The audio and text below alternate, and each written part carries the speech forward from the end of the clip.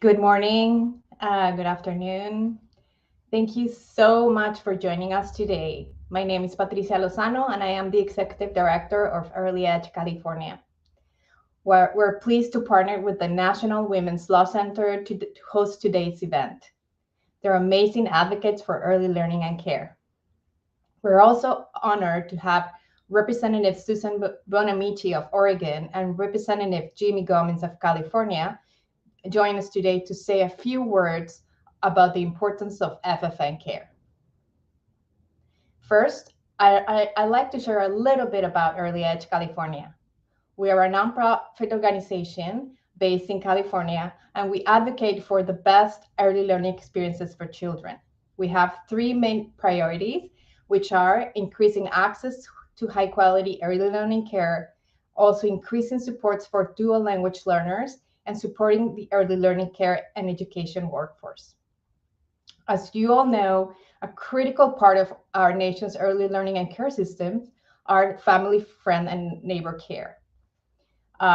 They are so crucial for all of us, and many parents choose them because they are flexible, and they're our neighbors, our aunties, our tias, our abuelitas, and we need to recognize and support them. So today, you're going to learn a little bit more about who are FFNs and why it's so important that we support them. To start this amazing webinar, I want to introduce Kira Miller, who is the Senior Manager, State Policy and Outreach for the National Women's Law Center. Thank you for your partnership and being here today. Kira? Thank you so much. Hi. Hello, everyone. It's great to be here with you all today. The National Women's Law Center focuses on childcare generally and reinforces the importance of family, friend, and neighbor care within our childcare system. Additionally, NWLC hosts a network of FFN supporting organizations, many of which have joined today's webinar, and I would like to thank them all for their many efforts. FFN is a reality for families in communities across the country, from inner cities to rural areas, and it deserves our support. Millions of families of all races and ethnicities rely on family members, friends, and neighbors to care for their children every day, while parents are at work, attending school, searching for a job, or undertaking other responsibilities.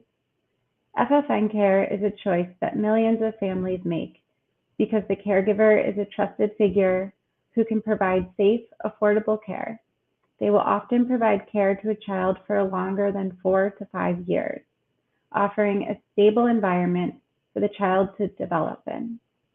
In many cases, family, friend, and neighbor care is the only alternative because other more formal options are unaffordable or unavailable where and when the family needs childcare.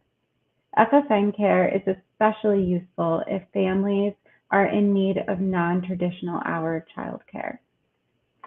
We're glad to be part of today's webinar to uplift the importance of FFN care.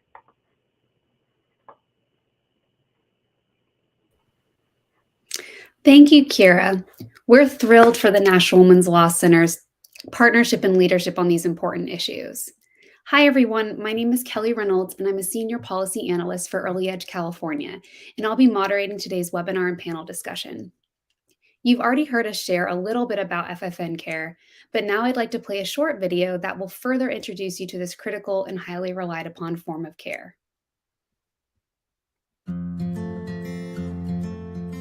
FFN, known as Family, Friend, and Neighbor Care, is a leading source of care for infants and toddlers in the United States. They are part of the care system, and they're your neighbor, your grandma, and they need the supports to provide the best care for our kids. The FFNs are the ones who fill all the little gaps in between different types of childcare. Maybe this child doesn't qualify for Head Start because of income or because the hours that he needs, but there is grandma. Ahorita estoy cuidando 5 niños Tengo una niña que sí me llega como a las 4:40 de la mañana, luego recibo otros a las 5 de la mañana, y pues como aquí sus papás en el campo no tienen horario de recogerlos, unos a veces se lo llevan a la 1, a veces a las 3, hay veces que puede ser o muy temprano o muy tarde. They're just a huge part of our community. They're a huge part of the lives of our families that we serve, because without them, our families wouldn't be able to work. They wouldn't be able to become self-sufficient and support their families. They also provide culturally appropriate settings for their children. They provide language access. They provide a setting that mimics the home. So it really depends on the needs of the family. We don't have a license. We don't have a center, but we do provide our home. We provide our food. We provide everything we possibly can to help. Para mí, yo siento más responsabilidad que mis propios hijos, porque son hijos de otra persona que están a cargo. FFNs became really important during the pandemic when more formal childcare settings had to close or had very limited enrollment.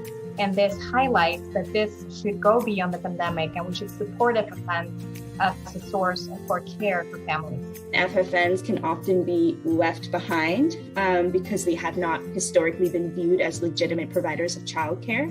It can be isolated. They don't have other adults to go to or talk to, whether it's just, concerns with their own children that they're taking care of, or also within themselves. I'm the grandma, or sometimes I have to be the nurse. I'm the chauffeur. I'm the nutritionist. I'm the psychologist. You are teaching them how to count. You're teaching them the letters. You play with them. You do all these things that a licensed provider does the same thing, yet you don't recognize how valuable is the work that you do. Yes, you are an educator, and you deserve resources that educators also get, and you deserve to be included in policy, and you deserve to have recognition for the work that you're doing. You're raising the next generation. Me encanta ver esas caritas de alegría y de cambio en sus facciones, en lo contento que se ponen cuando vienen o no se quieren ir porque están en un lugar donde los escuchan, donde pueden jugar, pero también hay disciplina. I'm helping a child. I'm helping a family, even if the parents are not there. Kids need to feel like there's someone there for them.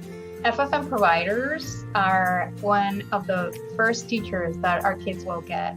So we need to include them, we need to provide resources, and we need to support them so they can really have the tools to provide care for our kids.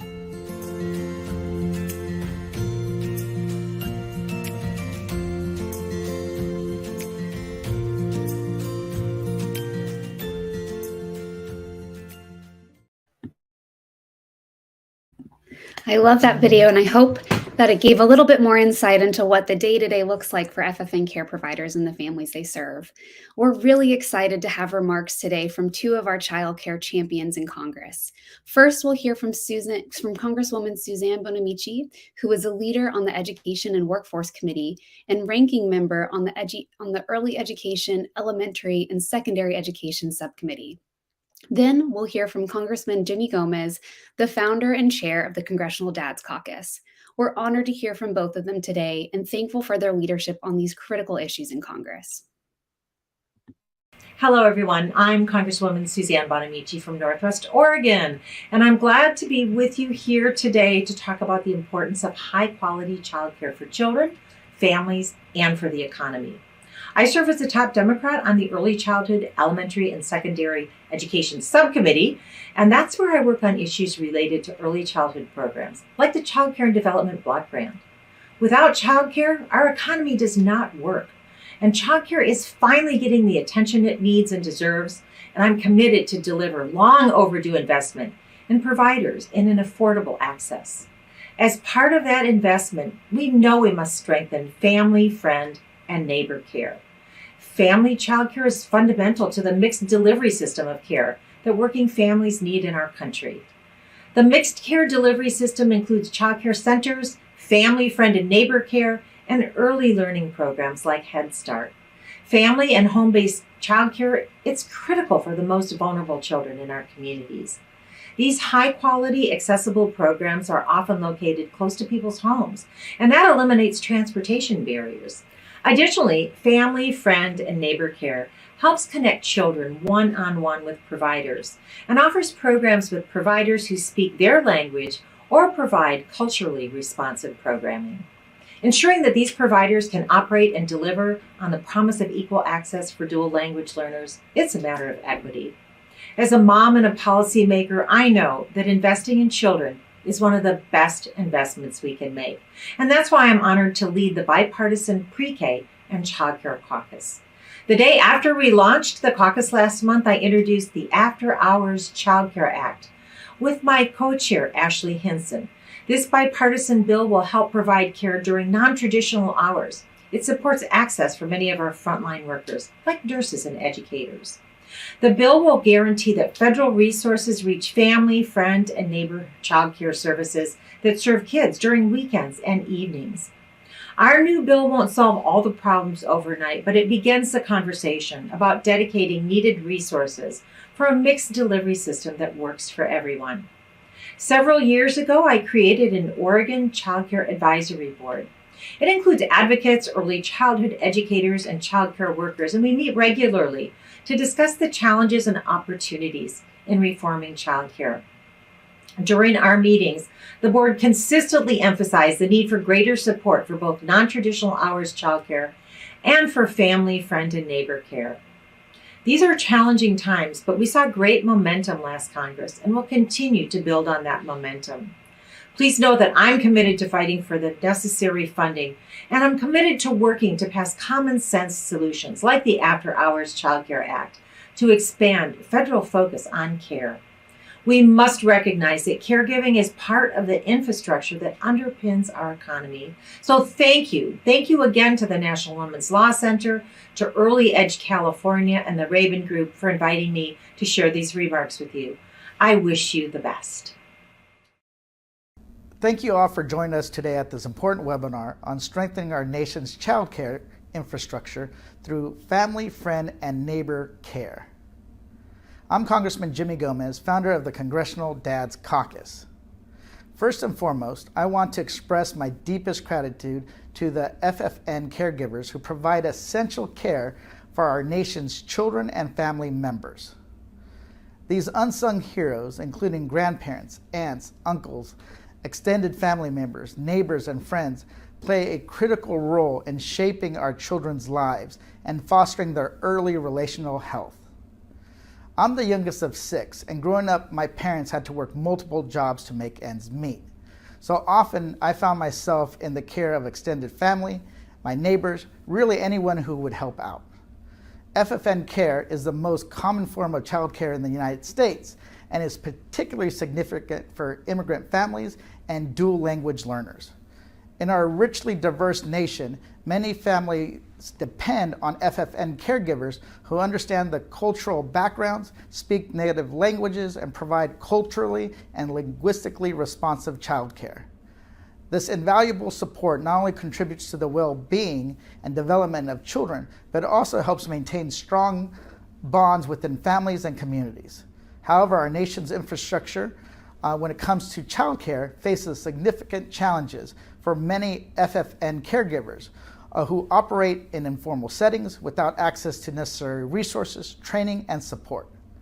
It is our responsibility as lawmakers and advocates to ensure that FFN caregivers receive not only the recognition and support they deserve, but that we invest in their success and promote equitable access to childcare service for all families.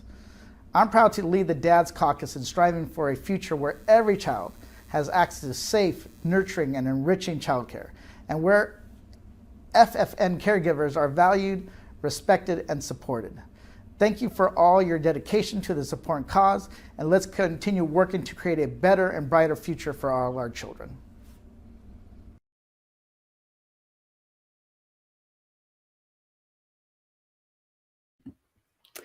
Thank you so much again, representatives, for providing those remarks. We're so honored to have such strong champions in Congress. I'm very excited today to introduce today's panelists. Joanna Rivera and Catrice Sita are both FFN caregivers. Johanna has a background in education and early childhood development. She left her role at Oakland Unified School District a year ago to take care of her 2-year-old son and 2.5-year-old nephew.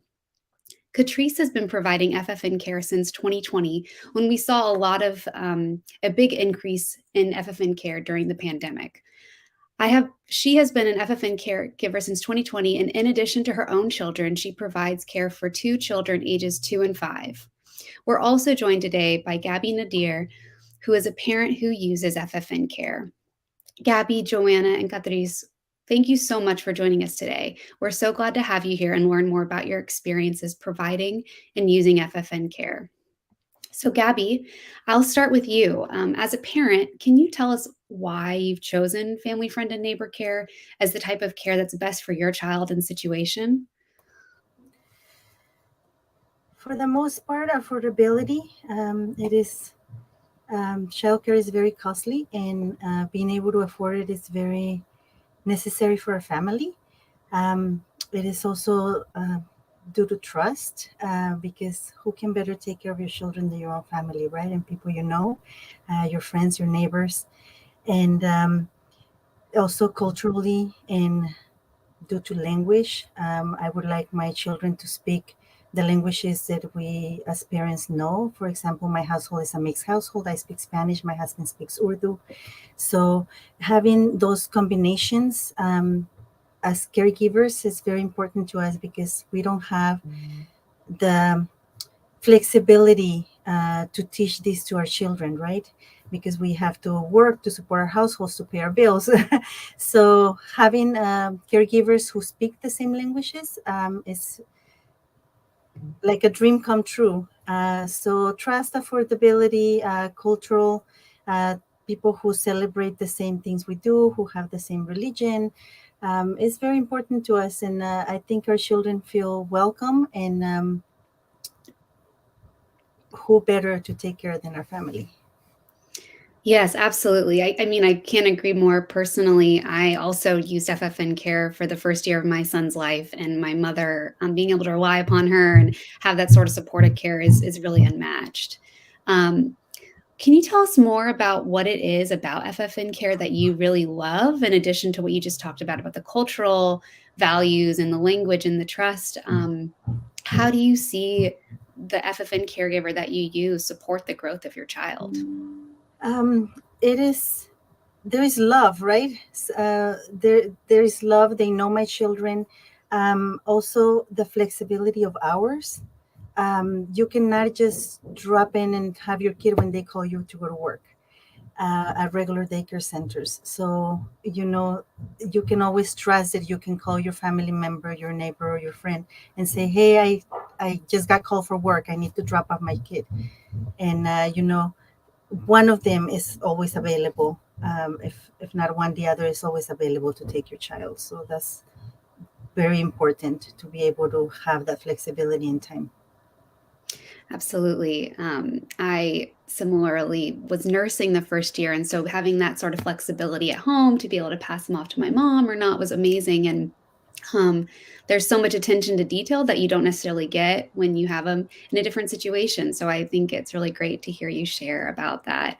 Now I want to talk to our FFN providers that are here today. Catrice, can you tell us a little bit about why you originally chose to start providing care to children and families in a family, friend, and neighbor capacity?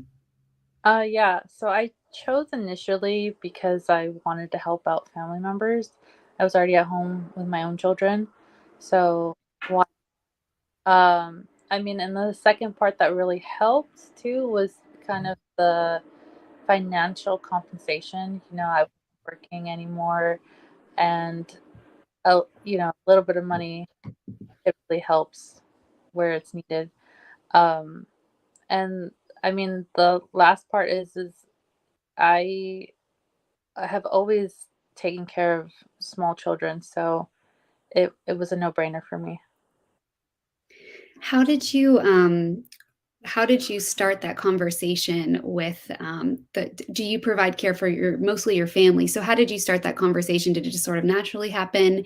And what sort of supports do they provide you as you are providing care? Yeah, so yeah, it was very natural. Someone needed help and I was able to help, and um most of the help that or the what I received back is, like they provide like diapers and the snacks and like the things that the child will need.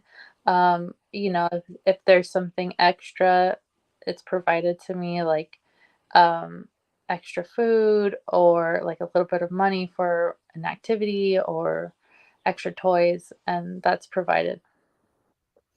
Great. Johanna, I'd love to hear more about the types of supports that you provide for the children and families that you care for, and what that looks like in your day to day when you work with kids. Yes, hello. Well, I'm bilingual, and this is one of the reasons why my cousin chose me to take care of my nephew. My cousin, he grew up in a Latino environment, but he only can understand and speak it. He cannot write it and read it. So he really wants my nephew to be completely bilingual. And I think the reason is based on because he has his own company, and in the future, is his desire that my nephew will have that company. So for my cousin, it's very frustrating when he needs to read or write some contracts for the Latino clients. He has to hire someone else to help him. So he shared with me that it's really, really frustrating for him not to be able to read it and write it. So that's one of the reasons he wants my nephew to be take care of me, because he knows that I will provide that service to him and um, be 100 Spanish all day with him. What is it that you do in terms of strategies because we know that FFN care really supports dual language learners and their families because of this, right? It's really that cultural continuity and the language continuity. So as you're in your day-to-day, you're using Spanish the whole time. What other strategies are you deploying to make sure that your cousin's son is really developing those language skills? Yeah, well, we have like a label most of the items that they use every day, like table and chair, or most of those are labeled in Spanish. We have books in Spanish. We go to the library when they have a bilingual story time for them. So I try to find all the resources as much as possible in Spanish. And I encourage also my cousin to speak Spanish at home. His wife is from Philippines, so he doesn't speak in Spanish at all. But I suggested that it's important for them to also at least a little bit speak Spanish at home.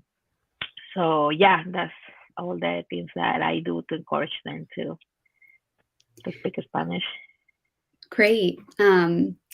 Catrice, I'd love to hear more about, I know that you have been involved in a lot of different groups within your community and other caregivers.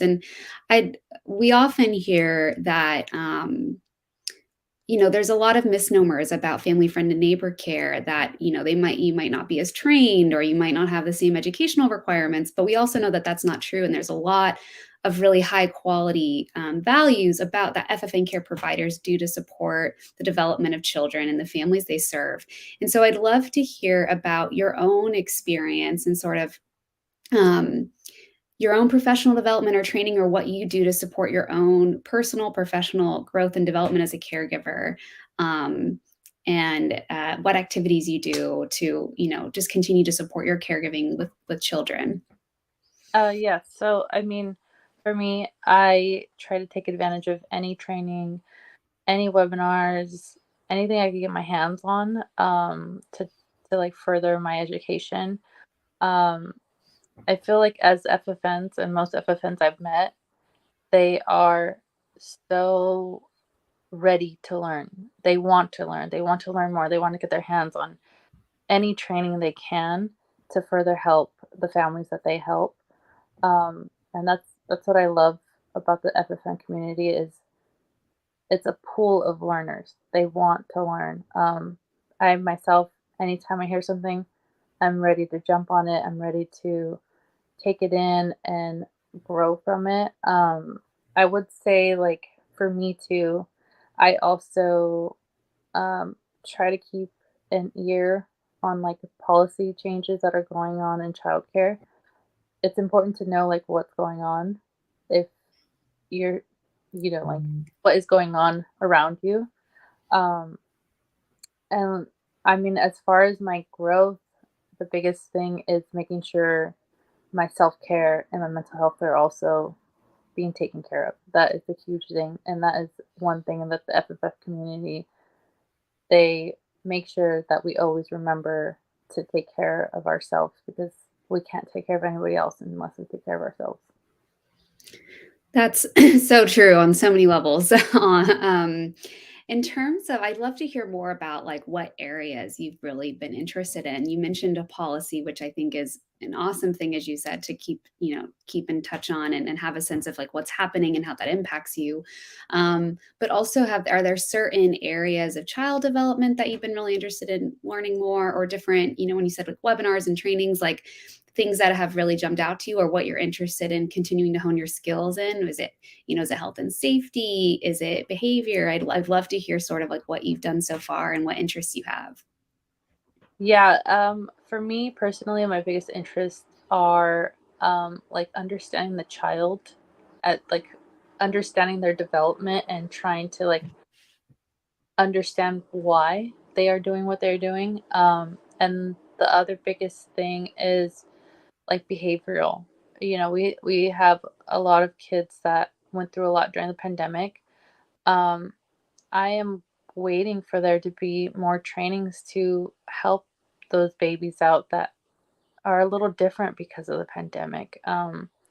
We do see a lot of more kids with autism, and learning about that and learning how to help those children too. Those are the trainings I usually look for or want to understand more, because a lot of the time a child is misunderstood.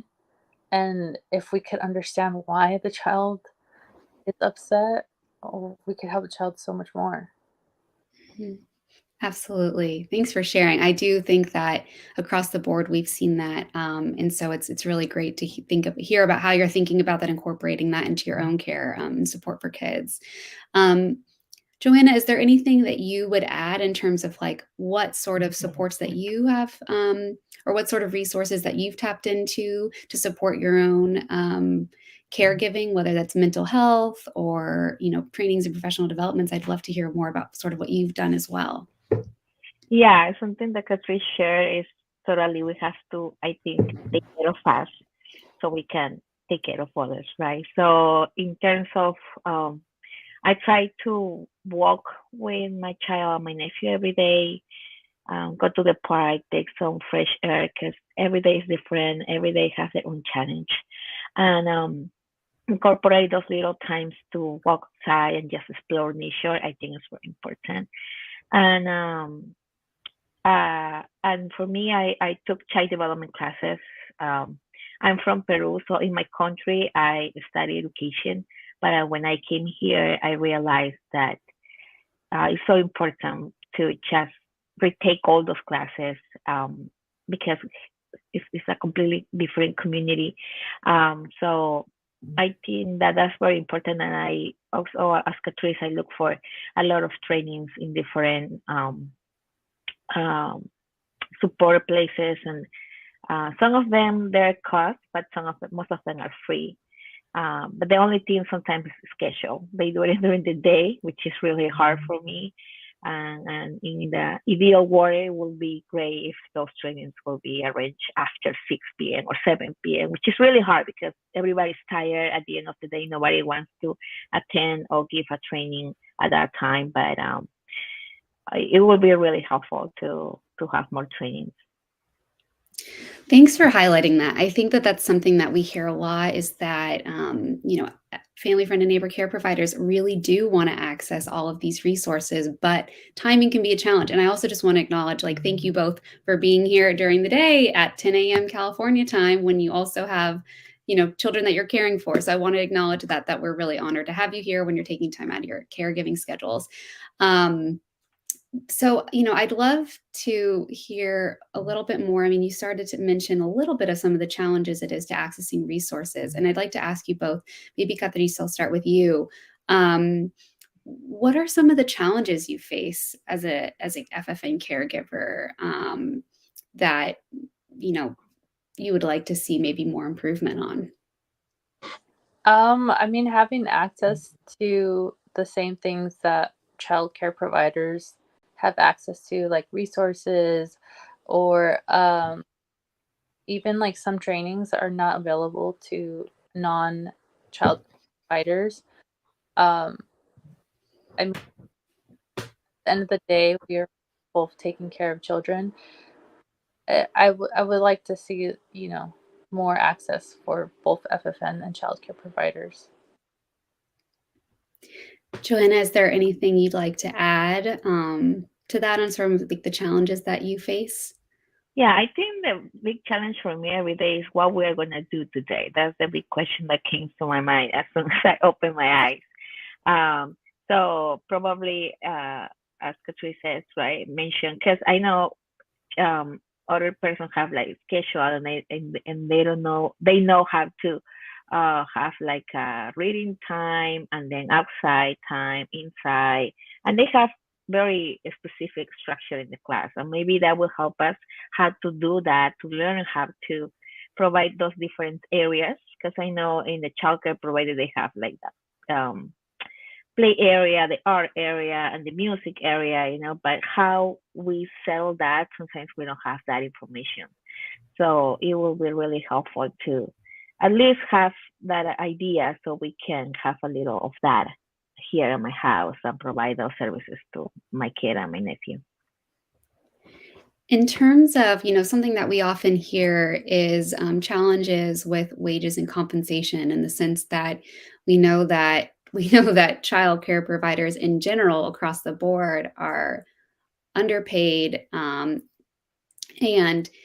when it comes to family, friend, and neighbor care, I mean, it's even more dramatic in terms of the lack of pay. And so I wanted, since it hasn't come up yet, I just wanted to see if that's something that is true to your experience as well, and how you sort of manage that, if that is a challenge that you face. And I could pitch it to, I'll go back to Catrice. Yeah, I mean, being recognized for that would be great. Tax-wise, being able to write off expenses as FFN providers, or having like access to some kind of compensation for the care we're providing a little bit more would be nice too. Yeah. Johanna, do you have anything to add on that front? Yeah, I think that I totally agree with Catrice. So recognition will be really, really great, and also somehow makes you feel like the work you're doing is worth it. Even though my cousin is really nice, he's really generous on Christmas, on my birthday, give me cards, but I would like to have someone else to say, hey, you can do this, or someone that can give me more sources, or somehow train me more how to provide more services to them. Yeah, that makes sense. I mean, it's easy, it's you're doing it for family, but also you have your own, ends meet. So thank you both for sharing that. I wanted to just share for those that are tuning in that if you have any questions, please feel free to leave those in comments, and because we'll have a Q&A session that comes up at the end. So if you have questions for our panel or for any of the speakers on today's webinar, we'd love to have your questions come in, and we'll get to them at the very end. And on that note, Johanna, in today's audience, we have congressional staff listening in. And so what would you like them to know about the sorts of resources that you would like to have access to support you in your work as a caregiver? I think when I took the child development classes, it really changed my mind and my view of kids. And one thing that I will, not only for me, but for other child caregivers or FFN, I would like them to have the chance to attend those classes in college, to have that information, I share with them that there's a lot of Spanish classes in college, that they can have at least 4 classes and they can have the certificate, they can have the permission. So there is a lot of resources out there, and I wish that I know them now, that I want them to share with other people too. That we can have those resources to be ready to face all these challenges that we have every day. So it sounds like what you're saying is, you would love to have more access to free resources that are widespread, more easily accessible in terms of time, and also just awareness. I know that it can be really hard to navigate sort of like what's available to you and all of those things. So thanks for sharing. Catrice, is there anything that you would add in terms of like to congressional staff listening in, like what you would want them to know about the sorts of resources you would like to have access to support you? Yeah, so I mean, making FFN care probably more formalized would be great. I'm okay with being in like the fingerprint database, having all my, records great and like being cleared. But at the same time, I would also like to be formally known as a FFN caregiver, be given, more education, more opportunities to further my education, and I guess have it more formalized as FFN care. Maybe have access to food resources, tax breaks. Like, at the same time, we do provide care for children in our home, and living in the Bay Area, it's hard because it's so costly. I would love to continue opening up my home to other families, but it gets harder. It's very costly. Living wages ideal. And so having access to affordable healthcare. Yes. Thank you for mentioning that.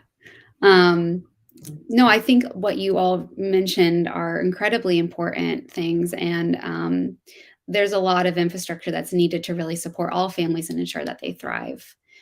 So thank you all so much for your insight and dedication to serving children and families. I think this conversation was really helpful in just providing more detail about the day-to-day, as well as the sort of resources and supports that you're interested in and really could use better access to. So now I'm going to turn it back over to Kira from the National Women's Law Center to discuss more about FFN care in the federal context.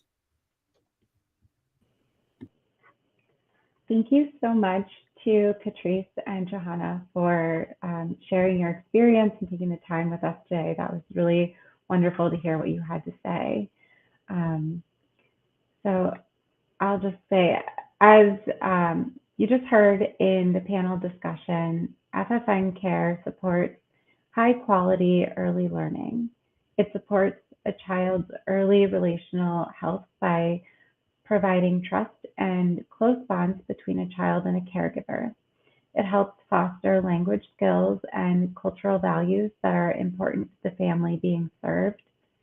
Parents have a wide array of needs when it comes to child care for their children, and family, friend, and neighbor care is a critical option that many families prefer. It's so important to elevate what families see as quality care when considering our nation's child care landscape and how we can better support its infrastructure. The current Child Care and Development Block Grant Program, which is the major federal child care assistance program, allows families receiving child care assistance to choose FFN care, provided the care meets certain minimal requirements and provided the state permits it as an option. As legislation is introduced to greatly expand access to and investments in child care assistance, which would be so important for children, families, and child care providers, there has been discussion about where FFN care fits in the picture. It is important to figure out ways to consider FFN care as part of the federal efforts given how many children and families rely on it, and given that it offers quality care for many children and families. State efforts around FFN care show that there are strategies and policies that work for supporting FFN care and that can serve as a roadmap for federal action. So here are a few examples. During the pandemic, Michigan created a Child Care Relief Fund grant program utilizing federal CARES Act funding to help the state's child care providers cover costs during the state of emergency. Through the fund, one-time payments of $550 were made available to qualified license-exempt related and unrelated FFN caregivers with active enrollment and recent billing activity for the Child Care Assistance Program. Over 1,300 FFN caregivers in Michigan received a grant. And in Georgia, COVID-19 related reasons became an acceptable justification for families receiving child care assistance to use informal or FFN caregivers in November of 2020. The enrollment process can take as little as 30 days to complete. So after a family chooses an FFN caregiver for their children, the Georgia Department of Early Care and Learning contacts the caregiver to discuss the Child Care Assistance Program enrollment requirements.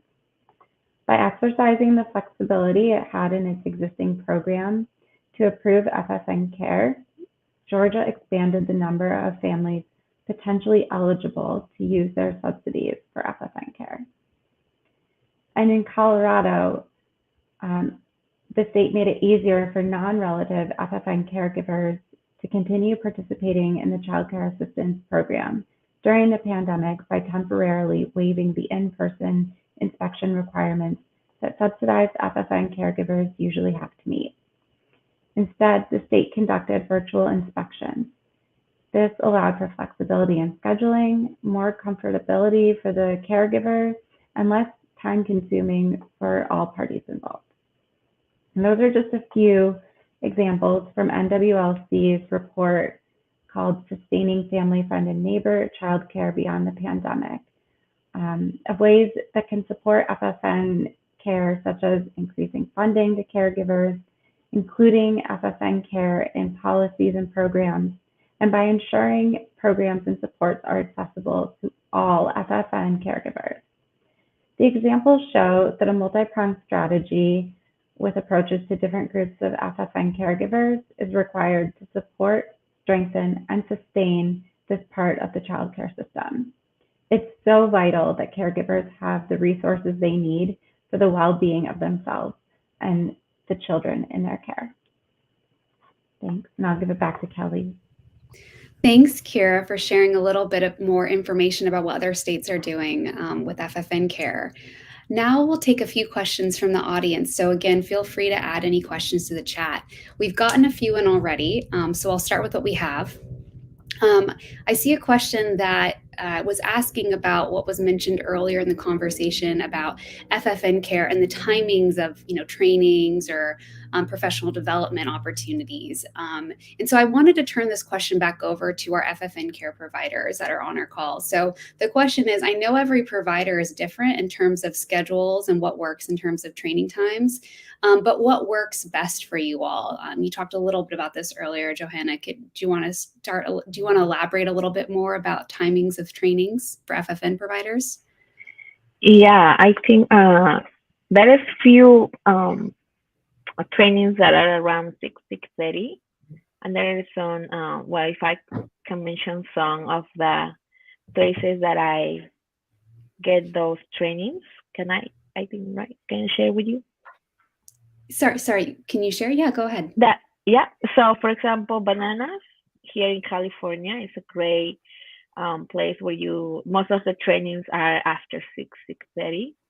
They're usually 2 hours. Some of them are bilingual too, and they really talk about very, very diverse topics. Most of them are online, which is really great for us. We don't have to go in person.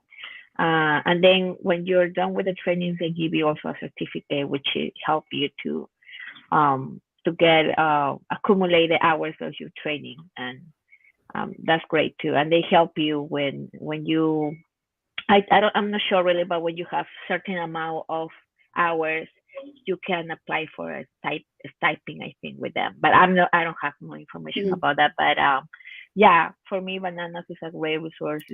Sometimes they give you materials, maybe once in a year, but they really, it's a great place to go, and you can look at there.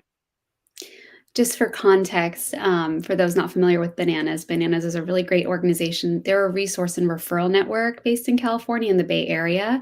And so what Johanna is mentioning is that the resource and referral networks often have partnerships with FFNs that they're providing, play groups and different opportunities for these sorts of trainings and resources. And so something else we often hear is not just the timing of it, where it's, obviously after times when they're not providing care, but if it's during the day, making it more accessible by providing childcare or transportation or incentives to help support FFNs truly access those opportunities.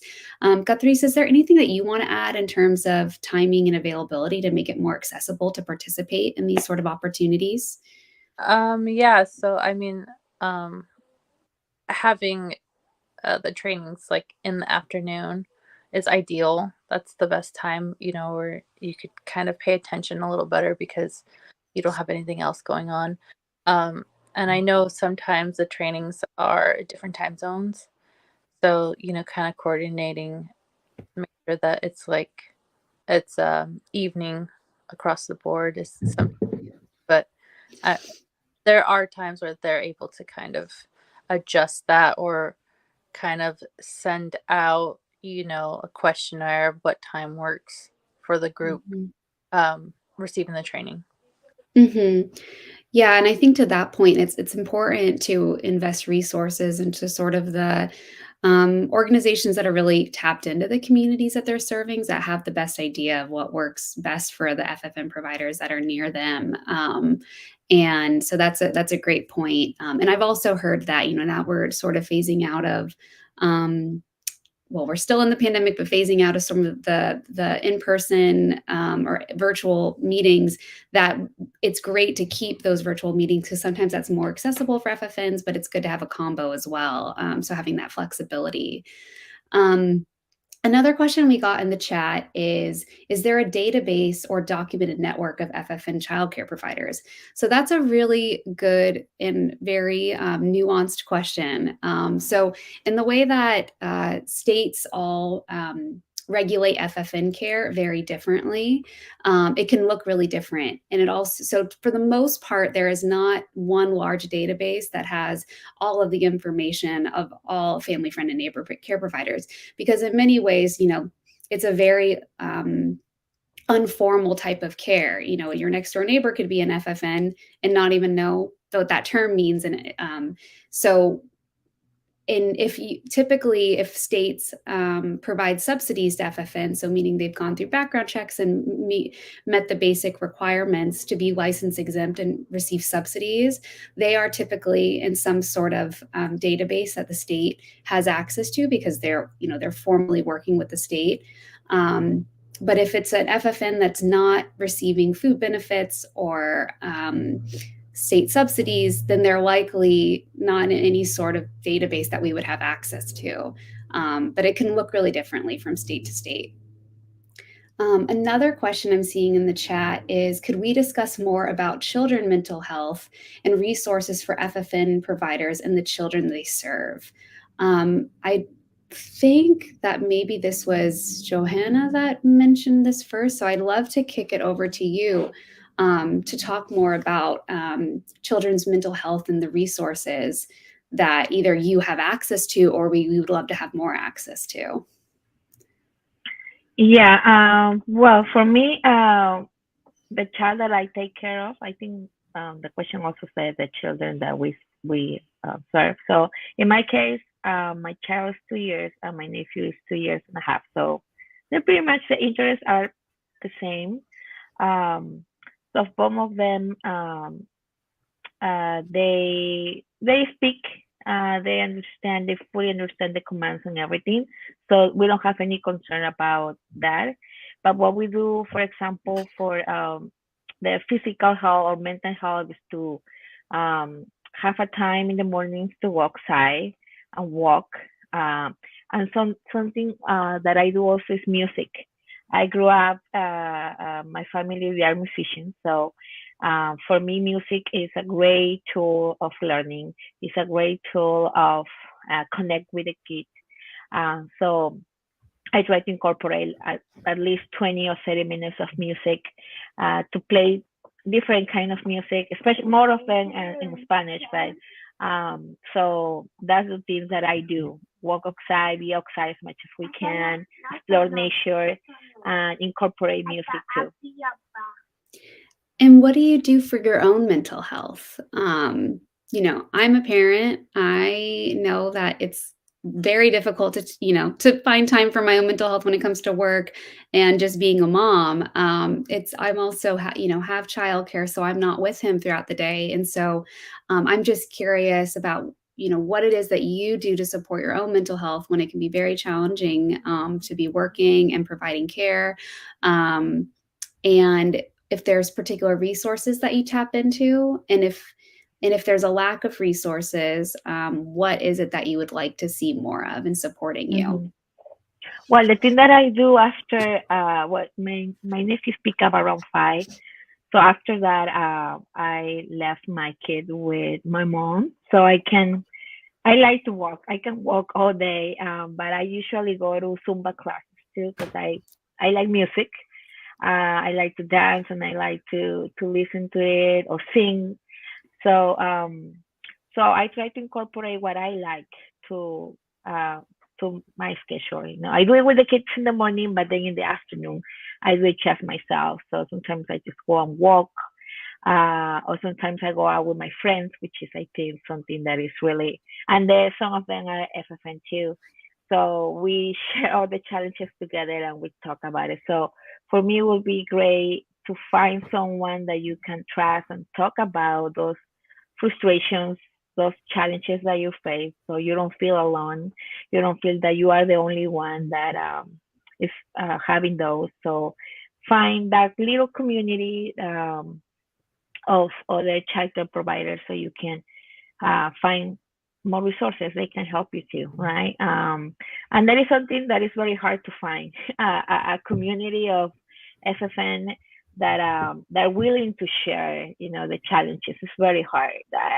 I'm very lucky that my 2 friends do the same thing that I do, but I have a lot of them that they don't have this small space to share the necessities and what they need or the problems they face. So I think that would be great in a perfect world to have a place where FFN can go and have this small space to talk and share their issues or problems or challenge. Mm-hmm. Thank you for sharing. Another question I'm seeing in the chat is there any specific academic program that FFNs utilize, or is there a comprehensive list from different sources? So that's another great question. And I think going a little bit back to the fact that, you know, it's not formalized form of care. A lot of these resources can be really all over the place. And so a lot of times it's community oriented in terms of how do we provide access. So I think we've tried efforts at Early Edge California to try to put more comprehensive lists of like, here are all the things that exist in California that people could tap into. There are a few opportunities in California, like the Workforce Registry, that is for licensed family childcare, but also provides access to family, friend, and neighbor care. And then resource and referral networks are often a great resource. But Catrice, I don't know if there's anything that you would want to add in terms of like comprehensive resources that you tap into that provide a lot of information about different opportunities. Is there anything that you look to or anything that you've seen like that? For me, it's, you know, just been like community college. The library has provided training. Early Edge has been great on providing resources.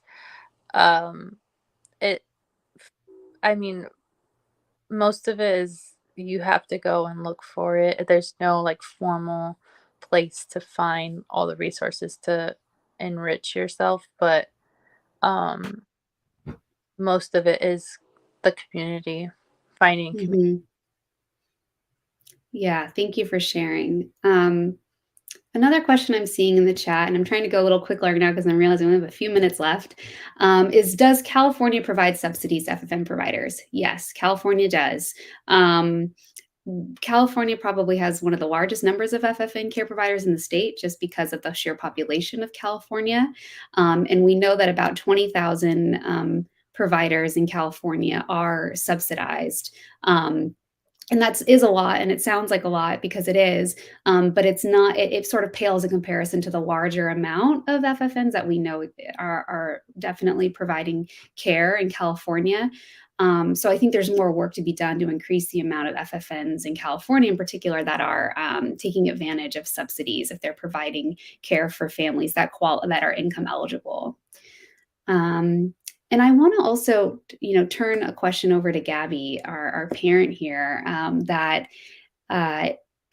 having listened to this panel conversation and hearing a lot about the FFN provider perspective, I'd love to hear if there's anything else you'd want to share just on the parent perspective on using FFN care, and how that support that's been a help to you, what that means to you, and what you'd like to see in terms of supports for family, friend, and neighbor care providers, and how that can support you and your own family. In the simplest words and with a warm heart, I thank you for the care you provide, Joanna and Catrice. And to put it simply, I would not be able to have the life I have now if I don't have FFN care providers, because I could simply just not afford regular childcare. Half of my income or more would go towards childcare. So what's the point of having a job if I might as well stay home and have a one-income household if I cannot afford that. So I think it's very, very important to have the resources available for FFNs to take care of our children, because without them, we couldn't go to work. We just couldn't sustain a household. We would not be where we're at all. Thank you very much from my heart. Well, I think that's a perfect way to end this, actually, because I think I share your sentiments exactly. Thank you all so much for joining us today. To Gabby, to Joanna, to Catrice, thank you so much for your perspective and your experience and sharing your expertise with us today. Thank you to Kira from the National Women's Law Center for partnering with us on this webinar. We hope you all found this webinar insightful and come away with a better understanding of how critical FFN care is to the foundation of our childcare infrastructure. We hope to stay in touch, and we'll continue to follow up with important information about FFNs. But thank you all for joining us.